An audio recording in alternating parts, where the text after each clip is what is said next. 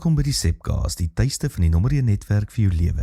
Dis hier waar ons stadiger dink, dieper kyk en ontdek hoe Jesus nie net toegewerk het nie, maar nou werk. Daar's 'n vreemde verskynsel in ons tyd. Dit voel asof ons voortdurend tussen twee uiterstes moet kies. Aan die een kant is al mense wat sê, waarheid is al wat saak maak.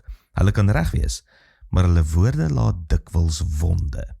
Aan die ander kant is al mense wat sê, liefde is al wat saak maak. Hulle bedoel goed, maar soms raak waarheid die eerste slagoffer.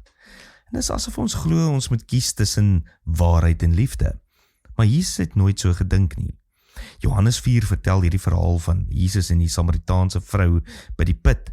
Dis een van die langste persoonlike gesprekke wat Jesus met enige individu in die evangelies voer. En wat merkwaardig is nie wat hy sê nie. Dis hoe hy dit sê. Alles in die kultuur van daardie tyd het gesê hierdie gesprek behoort nie plaas te vind nie. Jode en Samaritane het mekaar vermy. Mans het nie alleen met onbekende vroue gesels nie. Hierdie vrou se geskiedenis het al waarskynlik reeds die onderwerp van baie dorpsgesprekke gemaak. Tog begin Jesus nie met haar verlede nie. Hy begin met haar dors. Geef my water om te drink. Dit klink eenvoudig, maar dit verander alles. Jesus begin nie met 'n lesing nie. Hy begin met 'n verhouding. Hy begin nie deur haar te definieer volgens haar mislukkings nie. Hy begin deur haar as mens raak te sien. En tog vermy hy nooit die waarheid nie. Later in die gesprek sê hy, jy het 5 mans gehad, en die een wat jy nou het, is nie jou man nie. Hy ignoreer nie die werklikheid nie. Hy maak nie asof alles reg is nie.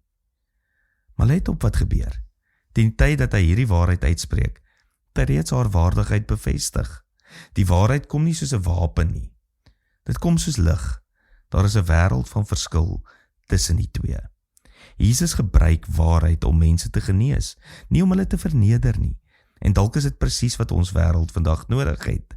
Want baie van ons gesprekke het verander in kompetisies om te bewys wie reg is. Ons luister nie meer om te verstaan nie. Ons luister om te antwoord. Ons luister om te wen. Maar Jesus wys 'n ander pad. Hy luister, hy vra, hy sien die mense agter die standpunt, hy spreek die waarheid, en hy doen dit alles sonder om die persoon se menswaardigheid aan te tas. Prakties beteken dit dat ons hierdie week stadiger praat en vinniger luister. Dit beteken dat ons ophou mense te reduseer tot net een opinie, een fout of een etiket. Dit beteken dat ons leer om moeilike waarhede te praat sonder om liefde te verloor, en om liefde te wys sonder om waarheid op te offer. Nou by SA gemeente glo ons is die nommer 1 netwerk vir jou lewe, omdat ons glo die kerk behoort een van die min plekke in die wêreld te wees, waar mense beide waarheid en genade ervaar.